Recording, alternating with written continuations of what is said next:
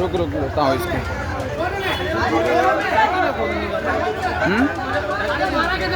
Tulinj police ठाण्याच्या हद्दीतील ओसवाल नगरी प्रगतीनगर भागात जर्सी गर्दुल्ले यांचा मोठा वावर असून येता जाता महिलांची छेडछाड करत असल्याचा आरोप करण्यात येतोय। नालासोपारा येथील प्रगतीनगर ओसवाल नगरी परिसरात तरुण आणि तरुणी दंगा मस्ती करत असल्याचे राकेश सिंग यांनी पाहिले। त्यांनी त्यांना अटकल्याने त्यांच्या नातेवाईकांना फोन करून जमाव बोलवला आणि राकेश सिंग यांना मारहाण केल्याचा आरोप करण्यात आलाय। या प्रकरणी तुळींज पोलीस ठाण्यात गुन्हा दाखल करण्यात आलाय। प्रगतीनगर या परिसरात अशा नशाखोर टवाळ लोकांची संख्या आणि मुजोरी वाढली आहे। प्रशासन तात्पुरते काम करतंय, मात्र नंतर परिस्थिती जैसे थे अशी आहे। अशा नशाखोरांवर कारवाई करण्याची मागणी नगरसेवक निलेश चौधरी यांनी केली आहे।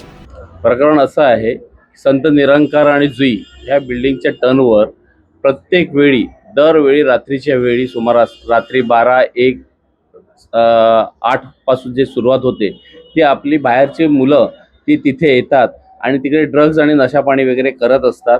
ह्याच्यासाठी हे ज्यावेळी त्यांना हटकलं गेलं असताना हा प्रकार घडला।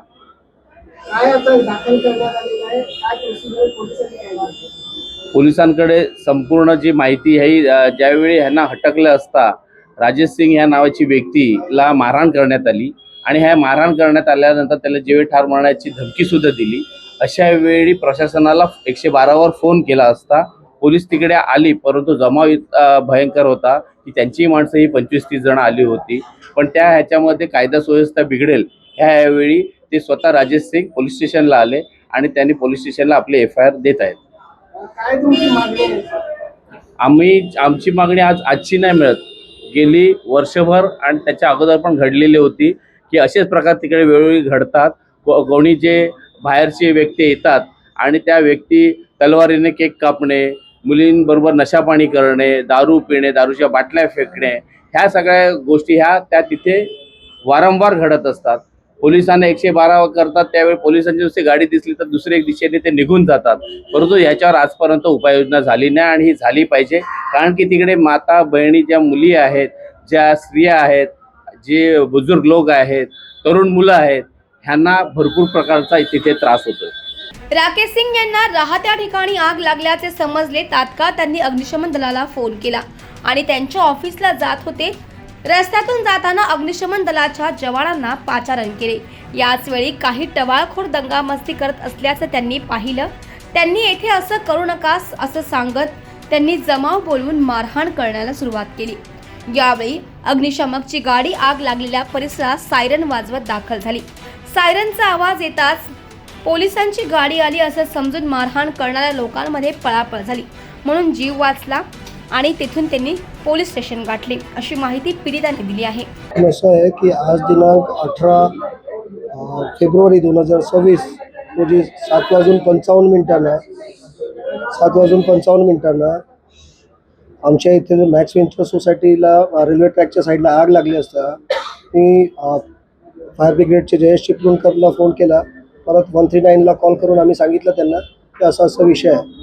विषय संपल्यानंतर मी माझ्या भावाच्या ऑफिसला गेलो आणि तिथून परत तिथचे जे चेअरमॅन आहेत त्यांचा मला फोन आला की साहेब पंच बनण्यासाठी मला ते बोलवत आहेत। त्यासाठी मी परत येत असताना तिथं आमच्या ओसवाल नगरीला 10-15 मुस्लिम मुलं धिंगामस्ती करत होते, धिंगाळ घालत होते।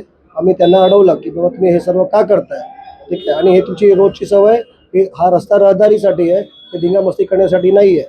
तर त्यातून एकाने माझ्याशी वाद घालायला सुरुवात केली आणि फोन करून बाकी ज्यांना बोलवायला सुरुवात केली। मग त्यांना मी सांगितलं की तुम्हा लोकांची ही सवय आहे की तुमचा काय कोणाबरोबर विषय पेटला तर तुम्ही काय करतात 50 लोक गोळा करतात आणि त्यानंतर तुम्हा लोकांचं ते जे आहे ते कार्यक्रम तो चालू होता, ठीक आहे। मग त्याने एकाला बोलवून घेतला, त्याला तो मला विचारतोय की माझ्या बाच्याला का मारलं। त्याला आम्ही बोललो की तुझ्या बाच्याला कोणी मारलेलं नाही आहे, जर असं काय असेल तर आपण सर्वप्रथम पोलीस स्टेशनला तक्रार करूया।